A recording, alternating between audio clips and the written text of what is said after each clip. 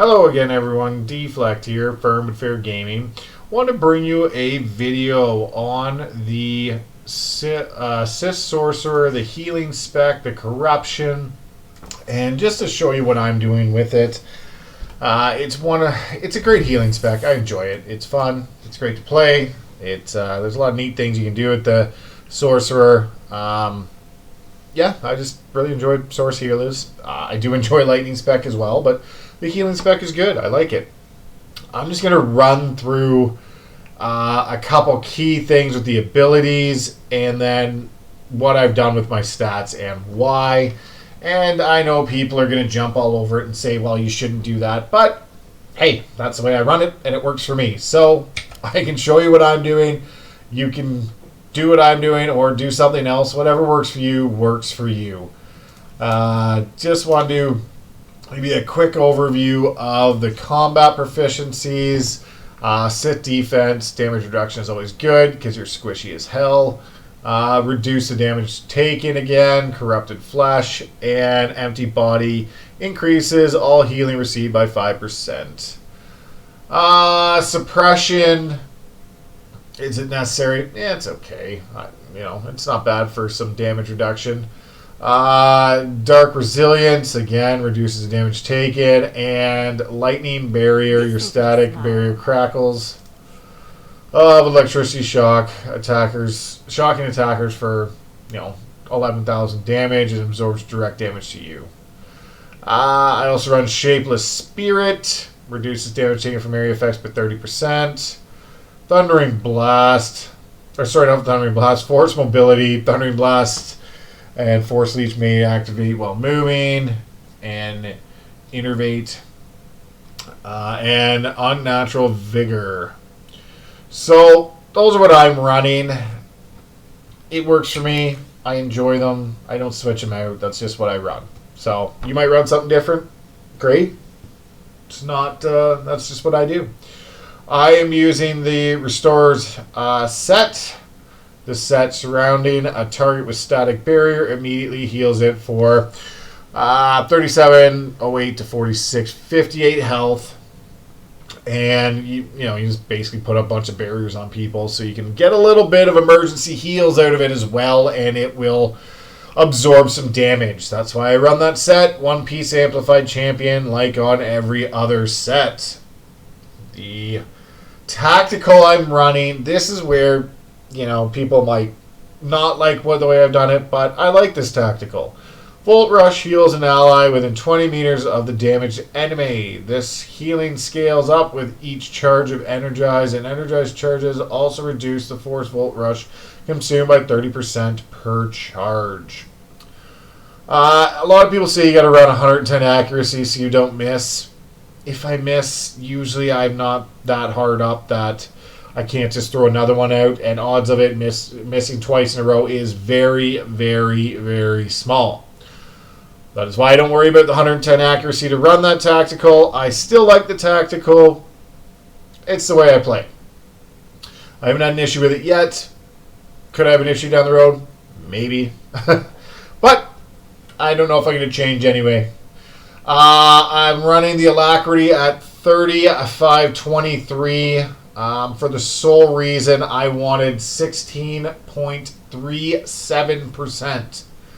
The reason for that is Polarity Shift. When this is activated, you can actually get a 1.1 GCD cooldown. So you can get all the way to 1.1 if you just have if you have 16.37%. So that's the reason I'm running such high alacrity.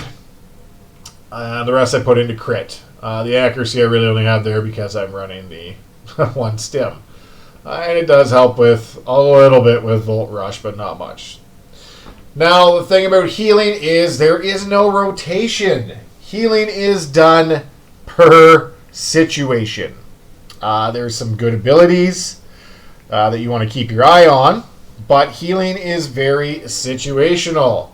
I have mine set up a certain way because this is my static barrier or force barrier to, just my oh crap, I'm going to take a lot of hits here.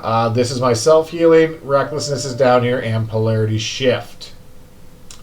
Also, Consuming Darkness. Consumes dark energy around you, restoring 40 force.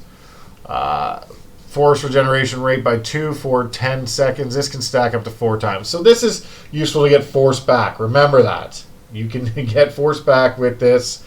Roaming Mend. This one, it roams to different targets. So I usually drop that on the tank when we start.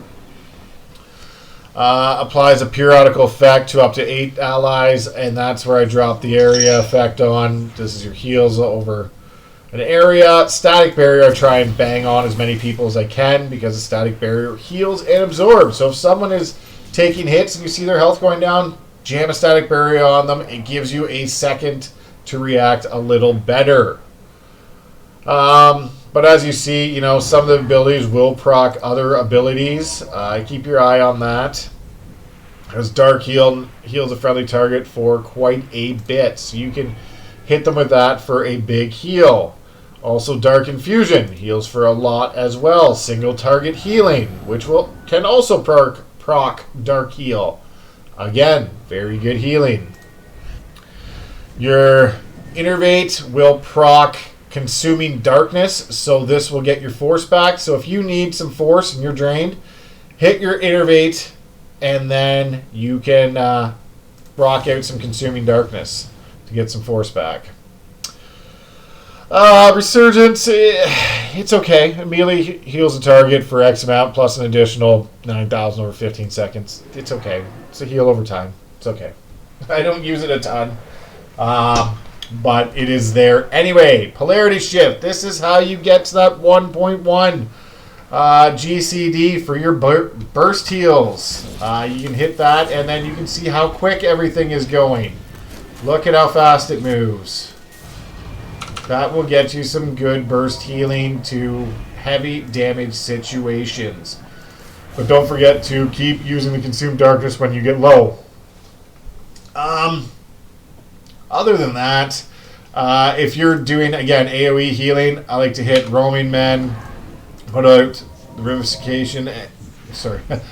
Revivification. That's the hard one in the morning to say.